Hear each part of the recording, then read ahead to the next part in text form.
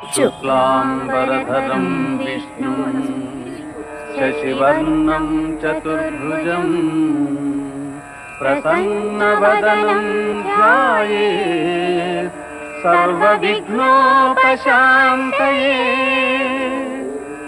अगजानन पद्मार्कं गजाननमहर्निशम् अनेकदन्तं भक्तानां एकदन्तमुपास्महे।